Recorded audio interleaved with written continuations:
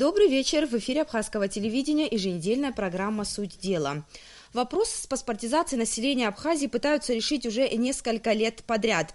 Проблемы с паспортизацией привели к политическому кризису в мае 2014 года и смене власти в стране. В прошлом году была начата новая программа по паспортизации, но она до сих пор не завершена. О том, что тормозит процесс и какие проблемы этому сопутствуют, мы поговорим сегодня с первым вице-премьером правительства Шамилем Адземба. Шамиль Умарович, добрый вечер, рады вас видеть в нашей студии. Добрый вечер. Вопрос паспортизации населения пытаются решить, как мы знаем, уже несколько лет, но он до сих пор не решен. Интересно узнать, вот в настоящее время на какой стадии находится новая программа по паспортизации? Практически завершен пилот, буквально осталось там совсем мало. И, в принципе, система, она готова.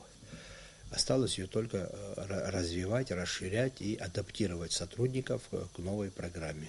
Несколько раз озвучивались сроки ее завершения, они сдвигались, и в начале июня как раз президент говорил по этому поводу на совещании о том, что Кабинет министров должен завершить эту программу в течение недели. Давайте сейчас посмотрим, что конкретно говорил президент по этому поводу, а потом продолжим беседу. Это не только связано с процессом проведения референдума, это связано с предстоящими еще выборами в парламент.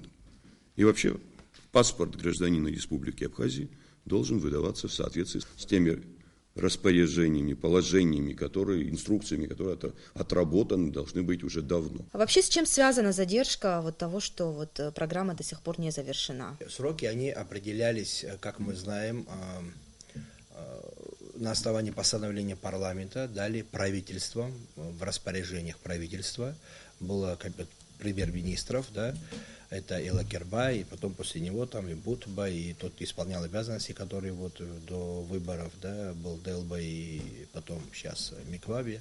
На основании распоряжений, определялись определенный срок. Все началось, как вы понимаете, помните, с постановлений, с расследования парламентского, в котором выявлены были многочисленные нарушения, которые были потом вылиты в определенное распоряжение. Первое распоряжение было 6 декабря 2013 года, за подписью премьер-министра Лакербая Леонида Ивановича о создании условий, о принятии мерах по созданию условий для выдачи нового образца паспорта.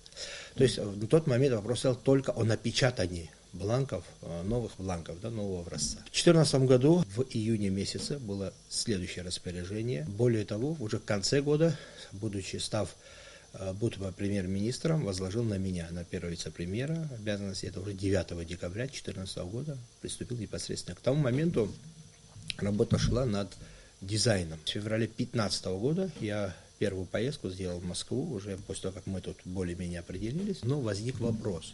Мы паспорта сделаем, а как внедрять его будем? Систему оставим ту же, а те огрехи, проблемы и так далее, тогда очень доступно. То есть любой начальник паспортного стола на местах мог дать указание своей подчиненной, она могла пойти сделать в нарушении всех норм, всех законов. И что мы и видели? Этот вопрос был поставлен перед руководством страны. В середине этого года уже мы, в принципе, уже имели определенные только параметры того, на что это будет похоже. Более того, электронная система, ее не сделаешь за месяц, за два, нужно было определенное время. Я извиняюсь, перебиваю вас. В целях безопасности как раз и были начаты проверки. Конечно. В Восточной Абхазии они были проведены, уточнены списки и тех, кто законно или незаконно получил эти паспорта.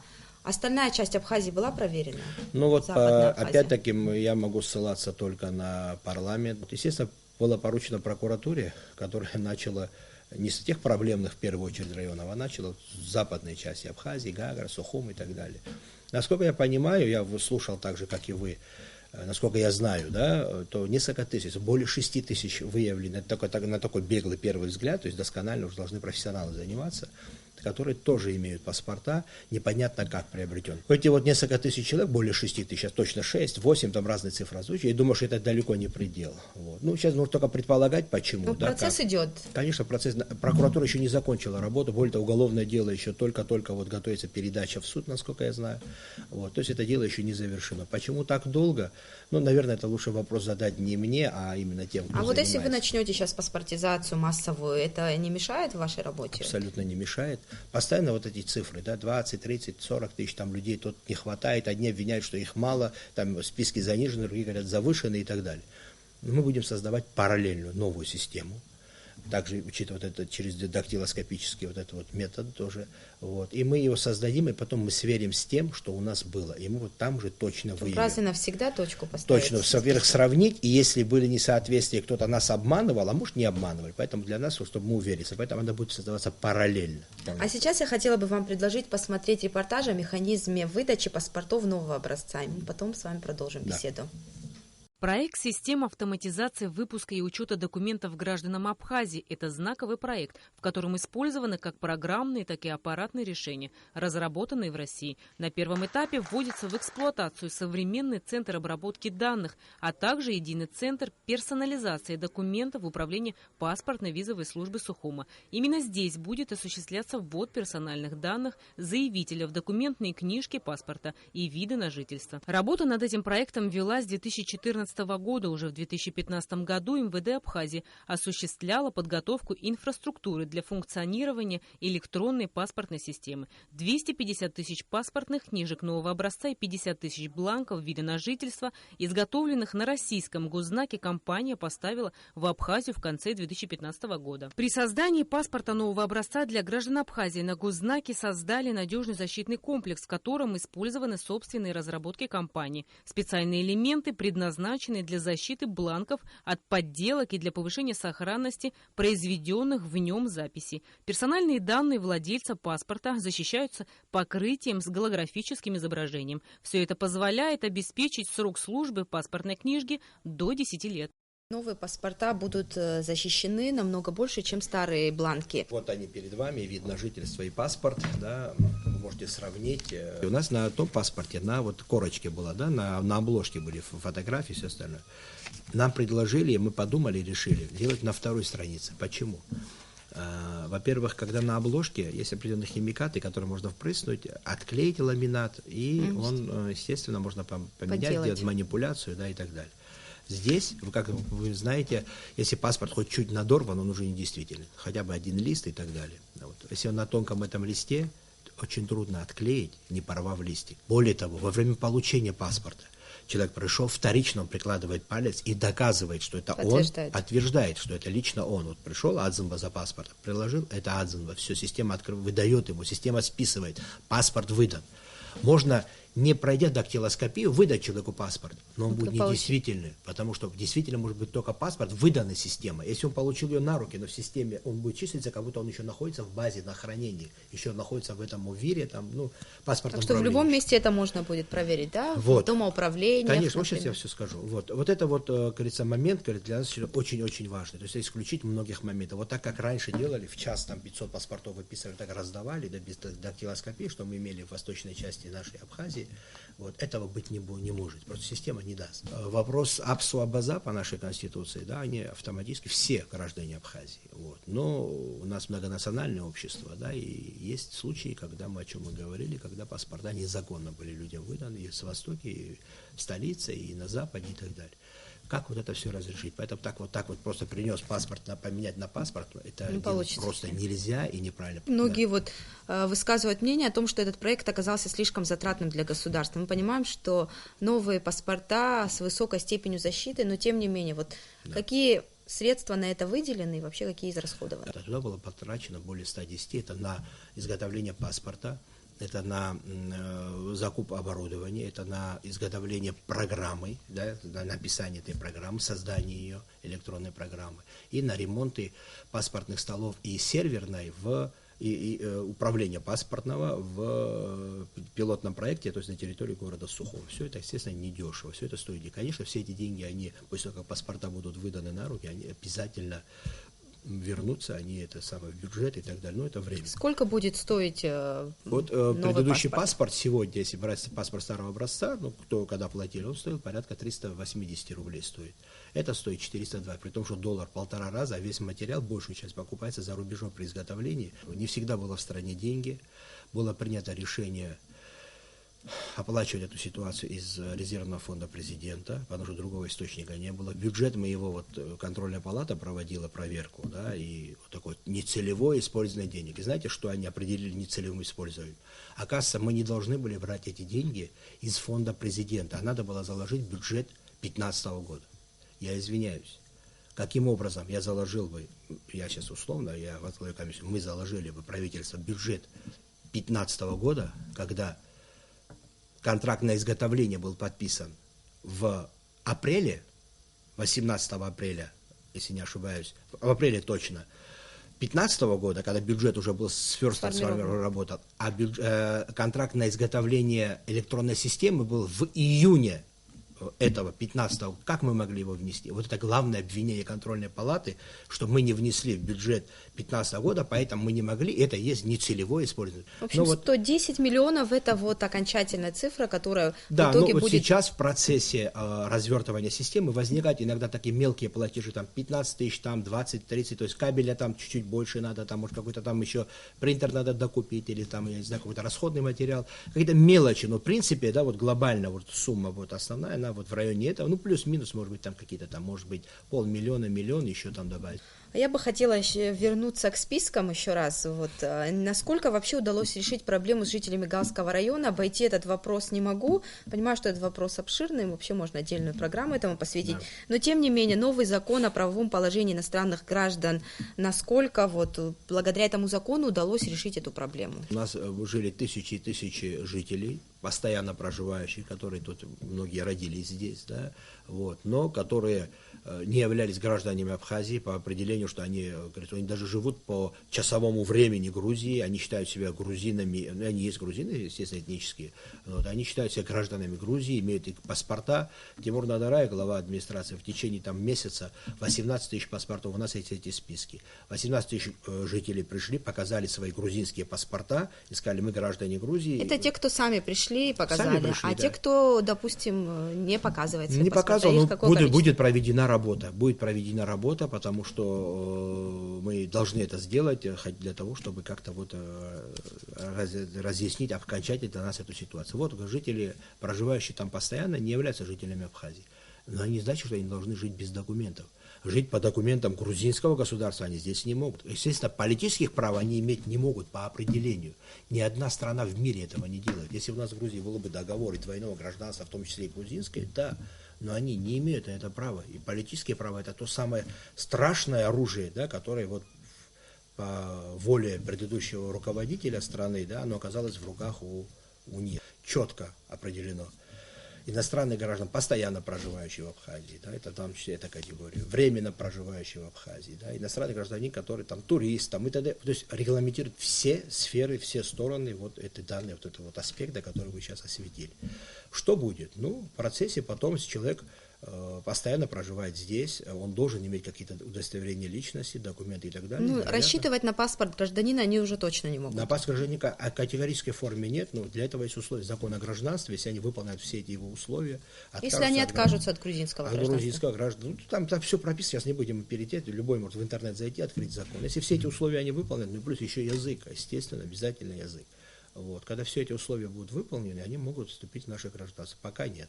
Вот. Ну, естественно, вид на жительство. То есть паспорта будут выдаваться, которые будут давать права все, кроме политических.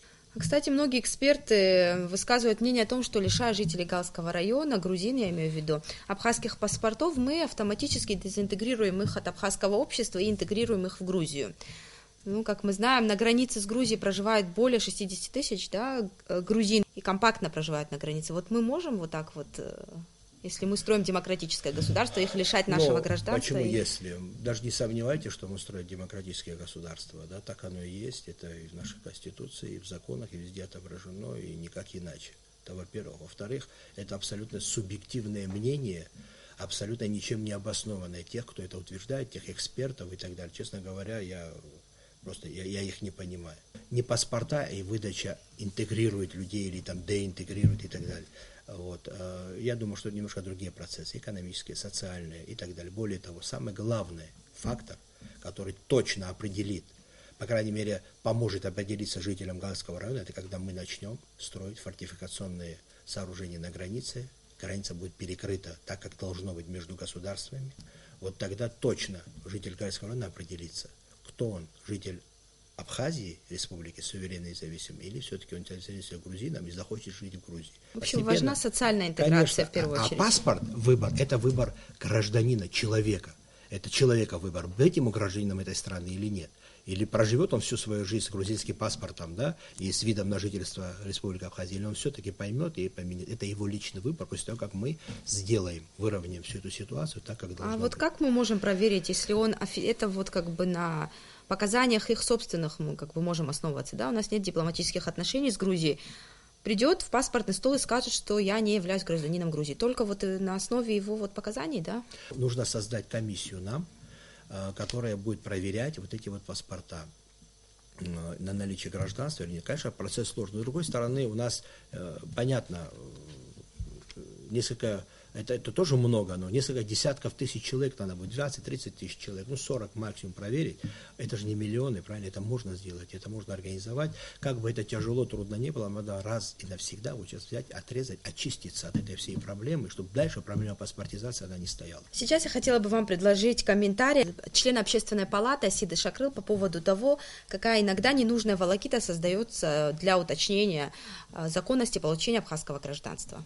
Я не говорю о том, что не нужно проверять, но проблема заключается в том, что, во-первых, целесообразность проверки вот таких людей, которые здесь родились, жили, живут, но уезжали на какое-то время в Россию и вернулись в Абхазию. Целесообразность. Если мы их выявляем, что они 2 года, 3 года или там отсутствовали на территории Абхазии, что мы хотим их выдворить из страны? Но для чего мы это делаем? Да? Последующие наши шаги после такой проверки. Неабхазское население начинает думать, что к ним относятся как ко второсортным. Мы уже это слышали, к сожалению. Приходят в дом, начинают выяснять, и проживают, не проживают. И получается так, что люди должны сами доказывать, что они проживали. На самом деле не они должны доказывать, что они здесь жили, живут. Это задача государства и государственных органов. И второе, что мне кажется тоже проблемно, что у нас нет базы данных. Как в любой другой стране, когда человек выезжает из страны, ставится отметка, что человек покинул страну. И то же самое, когда въезжает в страну. У нас нет такой базы данных. И получается, что на чем обосновано, на что мы как бы ссылаемся. Получается, что у нас таких документально зафиксированных бумаг нет, основываются только на показаниях, на свидетельских показаниях. В общем, тут речь не о грузинском населении, а о русских и других национальностях, которые живут в Абхазии. Очень часто для подтверждения законности получения ими гражданства и паспорта абхазского создается ненужная волокита, опрашивают их соседи, их вызывают в прокуратуру и так далее. Вот как вы считаете, этот вопрос, конечно, требует тщательного разбора, но как защитить права законопослушных людей, которые несколько десятилетий прожили здесь в стране? Уважаемая Асида Шакрыл, когда сказала первые слова, сказала ключевую, главную фразу, я не говорю, что не надо проверять, да, или как-то она сказала. Конечно, проверять надо, никуда мы от этого не денемся. Другое дело, это то, что это перегибы, да, это издержки, конечно же, то, что у нас нет четкой спланированной правильной системы, в том числе контроля выезда, въезда и так далее. Говорит, государство должно проверять. Если у нас нет контроля за выездом и въездом, как в Российской Федерации, человек выезжает, забивают данные, выезжает, все, у них там есть, когда в течение года, 10 лет он куда перемещался, понимаете? У нас этого нет. Как нам это делать? Естественно, приходится нам это делать уже немножко по-другому, да, теми способами, какими мы можем. Это немного оскорбляет. Конечно, немного, много понимаем. А нам что делать? Возникают вопросы. Когда проверила комиссия парламентская, сказала, несколько тысяч человек, которые получили паспорта, не имея на то права. То есть 5 лет не проживали, нет указа президента, когда они сюда приехали и так далее. Поэтому так сложен наш закон. Право рождения, да, человека, оно не дает права гражданства. Но я знаю случаи, когда люди родились здесь, проживали, даже во время военных действий находились Я здесь. говорю о перегибах, да, правильно. Они к нам обращаются, мы решаем, в ручном порядке устраняем. Но нет автоматизированной такой правильной системы. Нам надо подумать серьезно над этим в нашей стране и сделать обязательно, может быть, перемещение, контроль. Более того, у нас миграционная служба, она должна контролировать, должны быть для иностранных граждан въезда, иммиграционные карты, там, визы и все остальное. Это необходимо. С другой стороны, слабое место тоже было нашего закона, сейчас мы инструкции немножко это выровняли, справка о том, что он проживал здесь, да, купленная там за одну козу или там за ящик вина, или там, я не знаю, за 20 литров хорошего вина, купленная о том, что с 94 по 99 год здесь проживал, она фактически ему обеспечивала. Если он автоматом, значит, по закону он должен быть. Но это же неправильно. Это неправильно, Ну и основываться на свидетельских показаниях тоже, мне кажется, не совсем верно, потому что мы знаем, что есть случаи, когда лжесвидетельствуют соседи, дабы захватить имущество своих соседей. Такие тоже... лжесвидетельствуют, что он не был, а есть наоборот, что он якобы был. Есть такие тоже случаи людям, которые не должны были получить. В общем, нужны юридические документы. Конечно, у которого родственник войну всю здесь отвоевал против нас. Вот свидетели все говорят, что он якобы там, он здесь находился, и тот его не родственник. Такие случаи тоже есть. Поэтому никуда мы от этого не денемся. Более того, когда мы завершим это все наше дело, у нас задача к февралю, к марту, следующему году, к выборам в парламент, да, уже фактически иметь основную, большую часть, да, вот этого. Технически, кстати, система, она способна выдать. То есть там нет ограничений, как вот старая наша система, допустим, в день могла, условно скажу, 50 или 100 паспортов выдать. Это неправда. Принтер может напечатать в час 50 паспортов. Вопрос, как мы быстро соберем и как люди быстро пойдут в эти паспортные столы. Вот. Кажется, мы это когда завершим, у нас будет уже та база данных, которая, о чем говорит вот ОСИДа. Более того, нам обязательно надо что-нибудь придумать, что-нибудь, я говорю условно, потому что уже все придумано. Нам надо просто взять эту модель, применить на границе для тех, кто заезжает сюда. Там еще есть люди, туристы есть, да, само собой, есть наши гости, приехавшие, есть гастарбайтеры просто, в конце концов, да, которые приходят работать. У каждого своя ниша вот в этой ситуации, и он должен... Который нужно контролировать. Контролировать, конечно. Впереди у нас референдум, и вот я, как говорил Леонид Запшиба, министр внутренних дел, проблем у тех, у кого просрочились паспорта, не должно быть для участия в референдуме. Давайте посмотрим, что конкретно говорил министр внутренних дел.